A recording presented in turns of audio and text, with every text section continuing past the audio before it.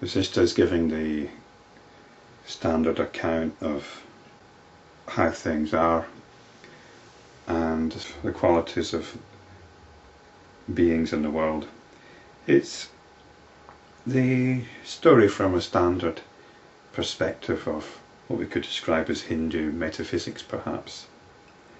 And it's a story, and the story might have some significance for you, or it might not. The sister continued. After the creation of the world appearance, this world appearance, became like a water pot in which the living creatures keep coming up and going down into the blind well, with the desire to live as the binding rope. These living beings that arose in the ocean of infinite consciousness, like waves and ripples, entered into the physical space, and when the elements like air, fire, water and earth were evolved, they became involved in them. Then the cycle of birth and death began to revolve.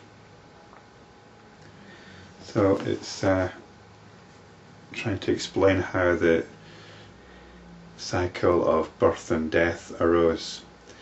And this is trying to explain things from the macrocosmic perspective. The jivas come down, as it were, riding the rays of the moon, and enter into the plants and herbs. They become the fruits, as it were, of those plants. The fruits are ripened by the light of the sun, then they are ready to incarnate. The subtle notions, ideas and mental conditioning are dormant even in the unborn being. At birth, the veil that covered them is removed. So the idea here is that the jivas, the disembodied souls, actually enter into the food chain. Some of these beings are born pure and enlightened, sattvic. Even in their own previous births, they are turned away from the lure of sensual pleasures. But the nature of the others, who are born merely to perpetuate the cycle of birth and death, is a mixture of the pure, the impure and the dark. There are others whose nature is pure with just a slight impurity. They are devoted to the truth and are full of noble qualities.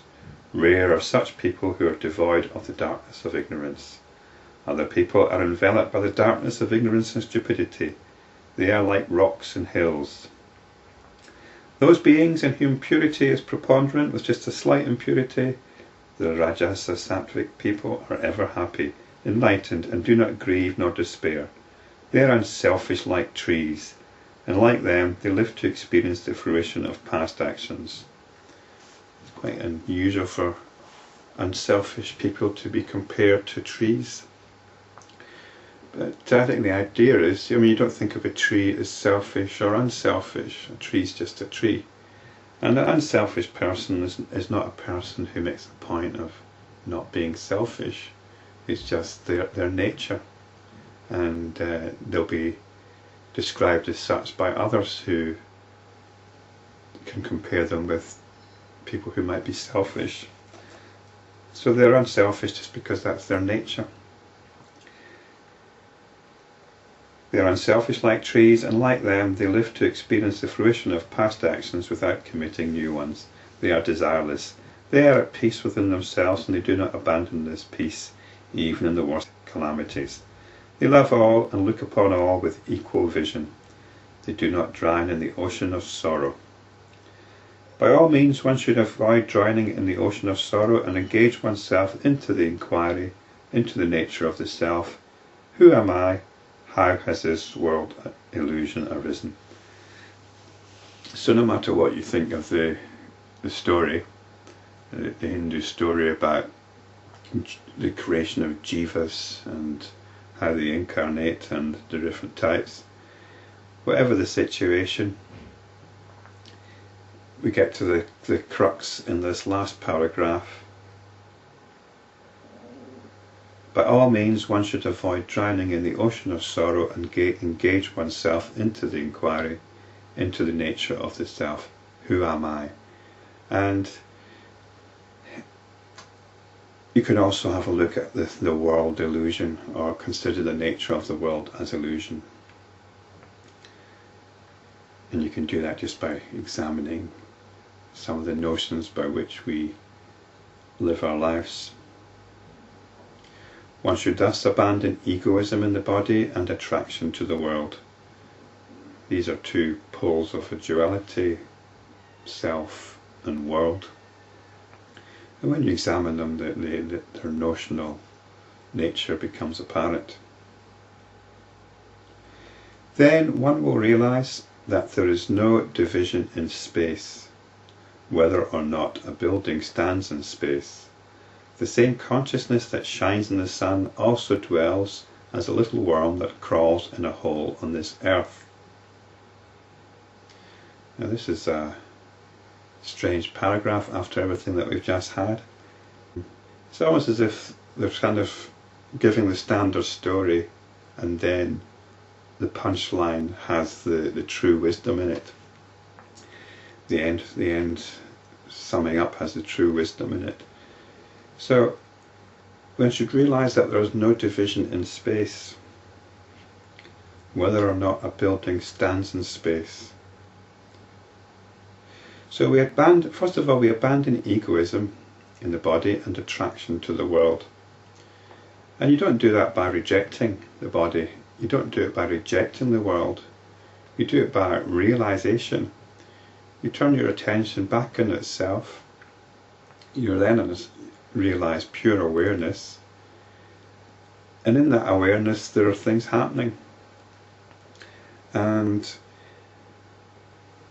we can then go from notions of space to notions of awareness. Awareness and space are quite closely linked. Space is almost like the expression of awareness. Space allows everything to exist, and awareness also allows everything to exist. Everything arises in awareness, and that's described as arising in space. So we've got this subtle shift. We've got from the egoism and the world to space, and then to consciousness. Awareness is consciousness. The same consciousness that shines in the sun also dwells as a little worm that crawls in a hole on this earth. And it's not the consciousness of the sun is out there or the worm's out there. That consciousness is apparent in everything. It's apparent. I could talk about the blades of the grass, but it's in this video camera here. So on your computer monitor, it's the same consciousness. It's in your awareness. It shines. It shines. It shines in the sun and dwells in a little worm. It's in your LCD. It's in your beautiful LCD screen, your LCD monitor. And not only is it there in what you can see, it's there in what you can hear.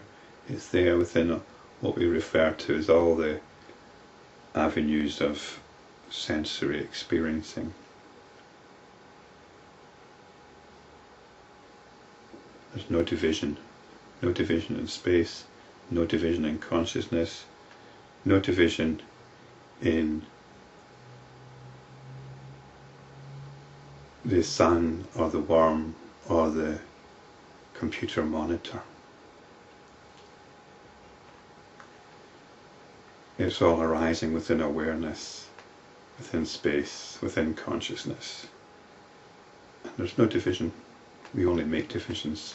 All divisions are only notions.